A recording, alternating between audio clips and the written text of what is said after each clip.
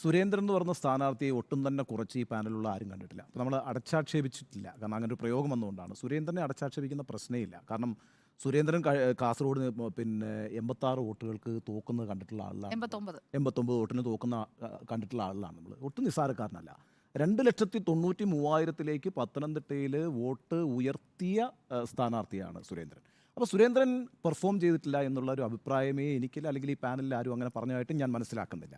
പ്രശ്നം സുരേന്ദ്രൻ മത്സരിക്കുന്ന വയനാട് കോൺസ്റ്റിറ്റ്യുവൻസിയുടെ പൊളിറ്റിക്കൽ സ്വഭാവവും അവിടുത്തെ കാസ്റ്റ് ഇക്വേഷനുമാണ്. അവിടെയാണ് ഒരാൾ എങ്ങനെ പെർഫോം ചെയ്യുമെന്ന് നമ്മൾ വിലയിരുത്തുന്നത്. അതിൻ്റെ അടിസ്ഥാനത്തിലാണ്. അപ്പോൾ അവിടെ ഈ പറഞ്ഞ കണക്ക് 8.83% ഏറ്റവും ഉയർന്ന വോട്ട് ശതമാനമായിട്ട് 2014 റസ്മിൽ നാഥ് മത്സരിച്ചപ്പോൾ കിട്ടിയിട്ടുള്ളത്. അതിനെയാണ് ഞാനൊരു ബേസ് വോട്ടായിട്ട് കാണുന്നത്. 2019 അത് താഴെ പോയി, അത്ര വോട്ട് കിട്ടിയില്ല. വേണമെങ്കിൽ നമുക്ക് പറയാം BDJS മത്സരിച്ചുകൊണ്ടാണെന്ന് പറയാം. പക്ഷേ 2021 വന്നപ്പോൾ നിയമസഭ വേറൊരു സാഹചര്യമാണ്, ഞാൻ സമ്മതിക്കുന്നു. അവിടെ 6.6% ഈ പറയുന്ന വോട്ട് ചുരുങ്ങി. ഇത്രയും ഒരു റിസ്ക് ഫാക്ടറുള്ള ഒരു മണ്ഡലത്തിലേക്ക് സുരേന്ദ്രൻ ഇറങ്ങിച്ചെല്ലുന്നു. 1. 2, ഞാൻ നേരത്തെ ആ സമുദായ സമവാക്യം സൂചിപ്പിച്ചല്ലോ, ഒന്നുകൂടി പറയാം. 41% മുസ്ലിങ്ങൾ, 13% ക്രിസ്ത്യാനികൾ, 54% ന്യൂനപക്ഷ വോട്ടുകളുള്ളൊരു സ്ഥലമാണ്. അവിടെ ഒരു ഇൻറോഡും ആ വിഭാഗത്തിൽ, ഇപ്പോൾ ക്രിസ്ത്യൻ സമുദായത്തിൽ എന്തെങ്കിലും ഒരു ഇൻറോഡ് ഉണ്ടാക്കാൻ കഴിയുമായിരുന്നെങ്കിൽ അവിടുന്ന് ആ പെർസെൻറ്റേജ് ഓഫ് വോട്ട്സ്, ഒരു certain percentage of votes shift ചെയ്യുമെന്ന് നമുക്ക് പറയാമായിരുന്നു. 54% ഇപ്പം ഞാൻ നമ്മുടെ മുമ്പിലുള്ള കാര്യങ്ങൾ വെച്ച് നോക്കുമ്പോൾ, ഇപ്പം കഴിഞ്ഞ ഈ ദിവസം ഓശാന ആയിരിക്കാം, ചിലപ്പം അതുണ്ടാവാം. പക്ഷേ ഞാൻ പറയുന്ന ഈ ഓശാന ഞായറാഴ്ചയിലൊക്കെയുള്ള പ്രസംഗങ്ങൾ നോക്കൂ. ഈ റാഫേൽ തട്ടേലിൻ്റെ അടക്കമുള്ള പ്രസംഗങ്ങളിൽ വലിയ രീതിയിൽ പിന്നെ മതേതരത്വത്തെയും ഈ പറയുന്ന ജനാധിപത്യ ധ്വംസനങ്ങളെയും ഒക്കെ ഉയർത്തിപ്പിടിച്ചുകൊണ്ടുള്ള പ്രഭാഷണങ്ങളാണ് ഈ പ്രധാനപ്പെട്ട തിരുമേനിമാരെല്ലാം നടത്തിയിട്ടുള്ളത്. ഇനി താമരശ്ശേരിയും മാനന്തവാടി രൂപതകൾ സംസ്ഥാന സർക്കാരിനെ കുറ്റപ്പെടുത്തിയിട്ടുണ്ട് കേട്ടോ ഈ വന്യമൃഗ ശല്യത്തിൽ. അതിനോടൊപ്പം തന്നെ അവർ കേന്ദ്ര സർക്കാരിനെതിരെയും ശക്തമായ നിലപാടെടുത്തിട്ടുണ്ട്. അപ്പോൾ ആ സാഹചര്യങ്ങൾ നോക്കുമ്പോൾ അവിടെ ഏതെങ്കിലും തരത്തിലുള്ളൊരു കൊഴിഞ്ഞുപോക്ക് ആ വോട്ട് ബാങ്കിൽ ഉണ്ടാകുമെന്ന് ഞാൻ പ്രതീക്ഷിക്കുന്നില്ല. 41% മുസ്ലിം വോട്ടിൽ ഒരു കൊഴിഞ്ഞുപോക്കും ഉണ്ടാവില്ല. അപ്പോൾ ഈ 54% വോട്ടും യുഡിഎഫിലേക്ക് പോകില്ല. ഞാൻ പറയുന്നത് ഈ BJP എങ്ങനെയാണ് അതിൻ്റെ വോട്ട് ഷെയർ ഉയർത്തുക എന്നുള്ളതാണ് നമ്മൾ നോക്കുന്നത്. മറ്റത് പിന്നെ ഈ നേരത്തെ സുജയ പറയുന്നുണ്ടായിരുന്നു അവിടെ ഒരു ഫ്രണ്ട്ലി മാച്ചാണ് നടക്കുന്നതെന്ന് പറയുന്നുണ്ട്. അങ്ങനെയല്ല, കേരളത്തിൽ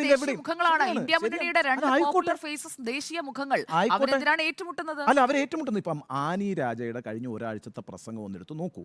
ആരെയാണ് ആനി രാജ അവിടെ അറ്റാക്ക് ചെയ്തിരിക്കുന്നത്? ആനി രാജ അറ്റാക്ക് ചെയ്തിരിക്കുന്നത് മുഴുവൻ രാഹുൽ ഗാന്ധിയാണ്. എന്ന് മാത്രമല്ല, ഇന്നലെ ആനി രാജ നടത്തിയ പ്രസംഗത്തിൽ ആനി രാജ പറഞ്ഞിരിക്കുന്നത് എന്താണെന്നറിയോ? രാഹുൽ ഗാന്ധി, താങ്കൾ ഇപ്പം നേരത്തെ പറഞ്ഞ പോലെ ഒരു വിസിറ്റിംഗ് MP ആണെന്നും ഇവിടെ പല ആളുകളും എന്നോട് ചോദിക്കാറുണ്ട് ഞാൻ ഇവിടുന്ന് ജയിച്ചാൽ ഇവിടെ തന്നെ ഉണ്ടാകുമെന്ന്. ഞാൻ ഉറപ്പ് ചെയ്യുന്നു, ഞാൻ ഇവിടെ തന്നെ, ഞാൻ നിങ്ങളുടെ മലയാളമല്ലേ സംസാരിക്കുന്നത്, നിങ്ങളോട് മലയാളമല്ലേ സംസാരിക്കുന്നത്, ഞാൻ തൊട്ടടുത്ത് ഈ ഇരിട്ടിക്കാരിയാണ്, ഞാൻ ഇവിടെ തന്നെ ഉണ്ടാകും. അപ്പോൾ ആ രീതിയിൽ കടുത്ത വിമർശനമാണ് രാഹുൽ ഗാന്ധിക്കെതിരെ ആനി രാജ അവിടെ ഉയർത്തുന്നത്. കേരളത്തിലെ ഒരു മണ്ഡലത്തിലും ഫ്രണ്ട്ലി മാച്ച് നടത്തുന്നില്ല. പിന്നെ ഇവിടെ ആനി രാജ ഒരു ഫ്രണ്ട്ലി മാച്ച് നടക്കുമ്പോൾ ഒരു എതിരാളിയെ അവിടെ ഉണ്ടാക്കി കളയാം എന്ന് വിചാരിച്ചിട്ടാണ് സുരേന്ദ്രനെ ലാൻഡ് ചെയ്യിക്കുന്നത്. വിചാരിക്കേണ്ട, Annie Raja is a very big fighter there. Annie Raja വളരെ ഗംഭീരമായിട്ടാണ് രാഹുൽ ഗാന്ധിക്കെതിരെ പ്രചാരണം നടത്തുന്നത്. സുരേന്ദ്രൻ ഇപ്പോഴാണ് രംഗത്ത് വന്നിരിക്കുന്നത്. അവിടെ BJPക്കെതിരായ ഒരു പ്രചാരണം ആനി രാജ നടത്തുന്നത് തന്നെയില്ല, കാരണം സീനിൽ ആരും ഇല്ല എന്നുള്ളത് കൊണ്ടാണ്. ഇനിയിപ്പം BJPക്കെതിരായിട്ട് അവിടെ പ്രചാരണം നടക്കുമായിരിക്കും. അതുകൊണ്ടൊരു ഫ്രണ്ട്ലി മാച്ച് അവിടെ നടക്കുന്നില്ല. അത് കേരളത്തിൽ എവിടെയും നടക്കുന്നത് അതിശക്തമായ മത്സരമാണ്. കേരളത്തിൽ എല്ലായിടത്തും CPM versus Congress versus CPM ആണ് സിറ്റുവേഷൻ എന്നുള്ളത്. ഇനി ഒരു ത്രികോണ മത്സരമുണ്ട് എന്നുള്ള കാര്യത്തിൽ ഒരു സംശയവും വേണ്ട. ത്രികോണ മത്സരം ഇല്ലെങ്കിൽ ഇല്ലാന്ന് ഞാൻ പറഞ്ഞാൽ നമ്മളൊരു പൊട്ടനായി പോയില്ല. കാരണം വെച്ചാൽ കഴിഞ്ഞ പ്രാവശ്യം 2ാം സ്ഥാനത്ത് പിന്നെ തിരുവനന്തപുരത്ത് വന്നു, തൃശ്ശൂരിൽ വലിയ രീതിയിൽ വോട്ട് ഉയർത്തി, പത്തനംതിട്ടയിൽ വലിയ രീതിയിൽ വോട്ട് ഉയർത്തി, ആറ്റിങ്ങൽ വലിയ രീതിയിൽ വോട്ട് ഉയർത്തി, പാലക്കാട് വലിയ രീതിയിൽ വോട്ട് ഉയർത്തി. ഇപ്പോൾ ത്രികോണ മത്സരം ഇല്ല. ഞാൻ പറയുന്നതുകൊണ്ടല്ല, ഇതിൻ്റെ ഒരു യാഥാർത്ഥ്യമാണ്. ഒരു കാര്യം കൂടി പറഞ്ഞേക്കാം. പിന്നെ അത് നികേഷ് പറഞ്ഞു കഴിഞ്ഞു എങ്കിൽ കൂടിയും ഞാൻ അതൊന്നുകൂടി ആവർത്തിക്കുക. ഈ സുരേന്ദ്രൻ വയനാട് വരുന്നത് വഴി ഇനിയിപ്പം രാഹുൽ ഗാന്ധിക്ക് എങ്ങോട്ട് മൂവ് ചെയ്യാൻ കഴിയാത്ത വിധത്തിലൊരു ത്രെട്ട് അവിടെ വയനാട്ടിൽ അനുഭവിക്കുന്നതിലെന്ന് മാത്രമല്ല, ഞാൻ പ്രതീക്ഷിക്കുന്നത് ഈ ഏപ്രിൽ 3-ാം തീയതി അദ്ദേഹം വരും എന്ന് പറഞ്ഞിരിക്കുന്നത്. 4-ാം തീയതി നോമിനേഷൻ കൊടുത്തു കഴിഞ്ഞാൽ അദ്ദേഹത്തിന് പിന്നെയും രാജ്യത്ത് എല്ലായിടത്തും പ്രചരണം നടത്തേണ്ട ആളായതുകൊണ്ട് അധിക ദിവസങ്ങൾ അവിടെ ഉണ്ടാകുമെന്ന് തന്നെ ഞാൻ വിചാരിക്കുന്നില്ല. പിന്നെ രാഹുൽ ഗാന്ധിക്കുള്ള ഒരു വോട്ടെന്ന് പറയുന്നത് ഒരു പൊളിറ്റിക്കൽ വോട്ട് കൂടിയാട്ടോ. അതൊരു MP പെർഫോം ചെയ്യുന്നതിന് മാത്രം ബന്ധപ്പെടുത്തിക്കൊണ്ടല്ല, രാഹുൽ ഗാന്ധി ഒരു ആശയം കൂടിയാണ്. ഇന്ത്യ എങ്ങനെ മുന്നോട്ട് പോകണം.